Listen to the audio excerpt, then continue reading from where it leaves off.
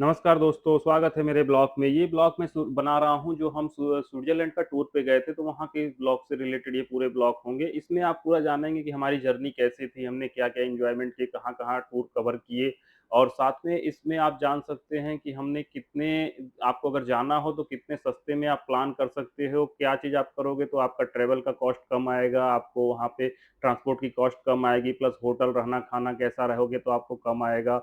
Plus आपको कैसे plan करना है कि आपको वहाँ पे किसी भी तरह की दिक्कत ना हो। तो सबसे पहले मेरे चैनल को लाइक और सब्सक्राइब करिए, बेल आइकन को एक्टिवेट करिए, जैसे इस मज़ेदार वीडियो को मिस ना करें आप। तो हम जैसे सऊदी में रहते हैं, तो हमारी जो फ्लाइट थी वो रियाद से थी ज़ुरिच के लिए, जिसमें इस्तांबुल स्टॉपेज था। तो हम रियाद से सुबह मॉर्निंग की फ्लाइट लेते हैं और इस्तांबुल पहुँच जाते हैं 4 घंटे में। वहाँ पे लैंड करने के बाद हम थोड़े सुबह मॉर्निंग के स्नैक्स लेते हैं और उसके बाद हम चल देते हैं ज़ुरिच की फ्लाइट पकड़ने के लिए। तो यहाँ इस्तांबुल एयरपोर्ट पे मुझे दिखा एक बहुत अच्छा कि यहाँ पे जैसे बोर्डिंग पास पे आपका गेट नंबर होता है, तो आपको बोर्डिंग गेट पे जाते हैं, तो यहाँ पे जो फ्लोर है, उस फ्लोर पे गेट नंबर लिखे हुए हैं स्टिकर के साथ। तो उस स्टिकर को अगर आप फ़ॉलो करोगे तो डायरेक्ट अपने गेट नंबर पे पहुँच जाओगे। ये चीज़ मुझे बहुत ही अच्छा लगा कि आप उस गेट पे पहुँच सकते हो। साथ ही पुराने ज़माने के टेलीफ़ोन बूथ दिखे जो पीसीओ सिस्टम अपना इंडिया में होता था पहले, वो दिख गए, तो वो एक पुरानी यादें ताज़ा हो गई, ऐसा लगा मुझे। साथ में हम थोड़े बहुत एक्सप्लोर करते हैं, बहुत सारी वहाँ पे शॉप्स होती हैं जो ड्यूटी फ्री शॉप्स होती हैं, लिकर शॉप और कॉस्मेटिक की शॉप्स होती हैं। तो इनको भी देख के एक अच्छा अनुभव फ़ील होता है कि हाँ, हैं यहाँ चीज़ें। उसके बाद हम ज़ुरिच की फ्लाइट में सवार होते हैं और थोड़े बहुत सुनते हैं अपने सेफ्टी इंस्ट्रक्शन और उसके बाद हम उड़ जाते हैं ज़ुरिच के लिए।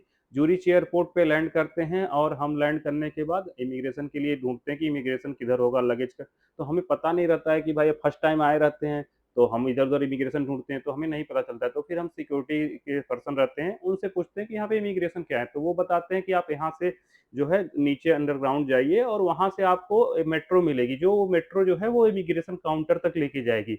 मतलब आप सोचिए कि उस एयरपोर्ट पे डायरेक्ट इमिग्रेशन नहीं होता है, वहाँ से आपको मेट्रो पकड़ के जो कि 3 मिनट से 4 मिनट की जर्नी होगी, आप कुछ दूर पे जाएँगे जहाँ पे स्पेशल आपका लगेज का बैगेज काउंटर होगा और साथ में आपका इमिग्रेशन भी होगा। तो ये बहुत ही अलग अनुभव फ़ील होता है, फर्स्ट टाइम ऐसा हमने अनुभव किया था और हमारी मेट्रो आ जाती है इसी तरह और हम मेट्रो में हो जाते हैं सवार।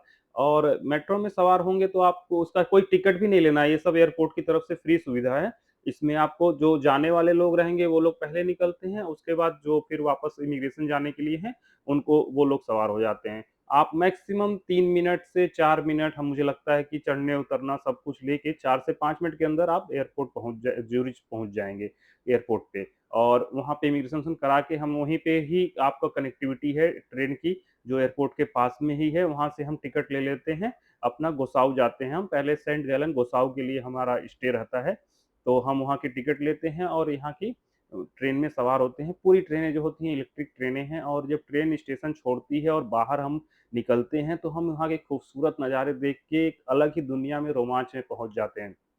जैसा कि हम पहले की फ़िल्मों में देखते थे और वीडियो देखते हैं कि क्या स्विट्ज़रलैंड में खूबसूरती है, खूबसूरत नज़ारे हैं, बर्फ़ से ढके पहाड़ हैं, घर हैं छोटे-छोटे, सभी पहाड़ बर्फ़ से ढके हुए हैं।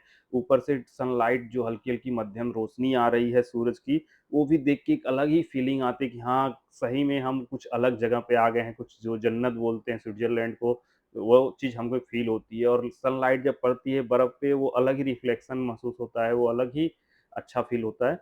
तो हमारी जो टोटल जर्नी थी लगभग ज़ुरिच एयरपोर्ट से गोसाउ के लिए लगभग 1 घंटे की जर्नी है और ये इसका टिकट लगभग पड़ता है 27 सीएचएफ का ट्रेन से। तो 27 सीएचएफ अगर आप कन्वर्ट करना चाहो तो इंडियन करेंसी में अगर कन्वर्ट करते हो, तो लगभग ये आ जाता है आपका 27 इंटू आप जो करंट रेट चल रहा है उसके हिसाब से अगर मल्टीप्लाई करते हो, तो उस हिसाब से आपका जो रेट पड़ जाएगा लगभग आपका पड़ जाएगा 2000 के आसपास का ये टिकट पड़ जाएगा लगभग 1 टिकट और हम ऐसे ही पहुँच जाते हैं गोसाउ स्टेशन पे उतरते हैं। तो हमारी जो ट्रेन के अंदर थी काफ़ी गर्म थी, जो सारे इलेक्ट्रिक हीटर चल रहे थे, तो बाहर निकलते तो -7 डिग्री टेम्परेचर होता है और हम लोग जल्दी-जल्दी अपने फिर से वूलन क्लॉथ जो है दोनों लोग पहनते हैं क्योंकि बहुत ज़्यादा ठंड थी और वहाँ से हम टैक्सी लेके पहुँचते हैं अपने होटल जो बुकिंग किए रहते हैं, न्यू स्टार होटल बुक किए रहते हैं और वहाँ पे हम पहुँचते हैं, टैक्सी का रेंट जो आता है लगभग 33 सीएचएफ आता है। जब जो कि 9 किलोमीटर डिस्टेंस ही ट्रैवल करने में 33 सीएचएफ का रेंट हमारा आता है। तो जो प्राइवेट टैक्सीज़ हैं वो काफ़ी कॉस्टली हैं और यहाँ हम बैठते हैं, तो आगे की चीज़ों के लिए मेरे चैनल को लाइक और सब्सक्राइब ज़रूर